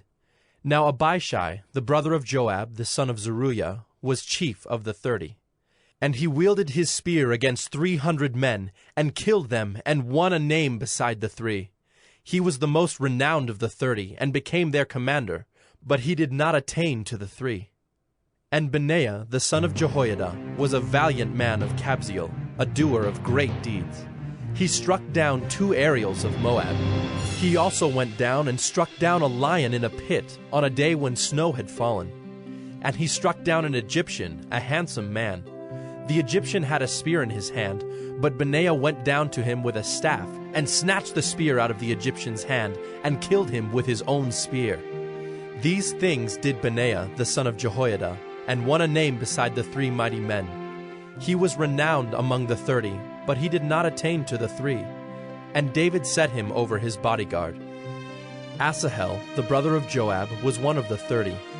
Elhanan, the son of Dodo of Bethlehem, Shammah of Herod, Elika of Herod, Helez the Paltite, Ira, the son of Ikish of Tekoa, Abiezer of Anathoth, Mabunai the Hushathite, Zalmon the Ahohite, Maharai of Netophah, Heleb the son of Baanah of Netophah, Ittai the son of Ribai of Gibeah of the people of Benjamin, Benaiah of Pirathon, Hiddai of the brooks of Gaash, Abi-Albon the Arbathite, Asmaveth of Bahurim, Eliabah the Shaalbonite, the sons of Jashan, Jonathan, Shammah the Hararite, Ahiam the son of Sherar the Hararite, Eliphalet the son of Ahashbai of Maacah, Eliam the son of Ahithophel of Gilo, Hezro of Carmel, Pearai the Arbite, Igal the son of Nathan of Zobah, Bani the Gadite, Zelek the Ammonite,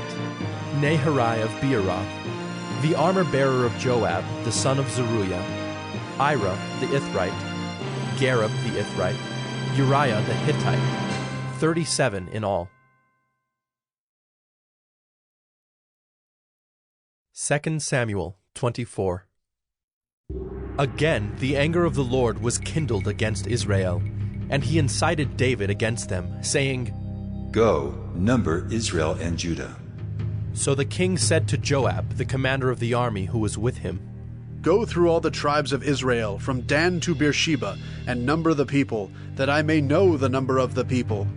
But Joab said to the king, May the Lord your God add to the people 100 times as many as they are, while the eyes of my lord the king still see it. But why does my lord the king delight in this thing? But the king's word prevailed against Joab and the commanders of the army. So Joab and the commanders of the army went out from the presence of the king to number the people of Israel. They crossed the Jordan and began from Aroer, and from the city that is in the middle of the valley, toward Gad, and on to Jazer. Then they came to Gilead and to Kadesh in the land of the Hittites. And they came to Dan, and from Dan they went around to Sidon, and came to the fortress of Tyre, and to all the cities of the Hivites and Canaanites. And they went out to the Negeb of Judah at Beersheba. So when they had gone through all the land, they came to Jerusalem at the end of 9 months and 20 days. And Joab gave the sum of the numbering of the people to the king. In Israel there were 800,000 valiant men who drew the sword, and the men of Judah were 500,000. But David's heart struck him after he had numbered the people. And David said to the Lord, I have sinned greatly in what I have done. But now, O Lord, please take away the iniquity of your servant, for I have done very foolishly. And when David arose in the morning, the word of the Lord came to the prophet Gad, David's seer, saying, Go and say to David, Thus says the Lord, 3 things I offer you. Choose one of them that I may do it to you. So Gad came to David and told him, and said to him, Shall 3 years of famine come to you in your land? Or will you flee 3 months before your foes while they pursue you? Or shall there be 3 days' pestilence in your land? Now consider and decide what answer I shall return to him who sent me. Then David said to Gad, I am in great distress. Let us fall into the hand of the Lord, for his mercy is great. But let me not fall into the hand of man. So the Lord sent a pestilence on Israel from the morning until the appointed time. And there died of the people from Dan to Beersheba 70,000 men. And when the angel stretched out his hand toward Jerusalem to destroy it, the Lord relented from the calamity and said to the angel who was working destruction among the people, It is enough. Now stay your hand. And the angel of the Lord was by the threshing floor of Araunah the Jebusite. Then David spoke to the Lord when he saw the angel who was striking the people, and said, Behold, I have sinned, and I have done wickedly. But these sheep, what have they done? Please, let your hand be against me and against my father's house. And Gad came that day to David, and said to him, Go up, raise an altar to the Lord on the threshing floor of Araunah the Jebusite. So David went up at Gad's word, as the Lord commanded. And when Araunah looked down, he saw the king and his servants coming on toward him. And Araunah went out and paid homage to the king with his face to the ground. And Araunah said, Why has my lord the king come to his servant? David said, To buy the threshing floor from you, in order to build an altar to the Lord, that the plague may be averted from the people. Then Araunah said to David, Let my lord the king take and offer up what seems good to him. Here are the oxen for the burnt offering and the threshing sledges, and the yokes of the oxen for the wood. All this, O king Araunah, gives to the king. And Araunah said to the king, May the Lord your God accept you. But the king said to Araunah, No, but I will buy it from you for a price. I will not offer burnt offerings to the Lord my God that cost me nothing. So David bought the threshing floor and the oxen for 50 shekels of silver. And David built there an altar to the Lord, and offered burnt offerings and peace offerings. So the Lord responded to the plea for the land, and the plague was averted from Israel.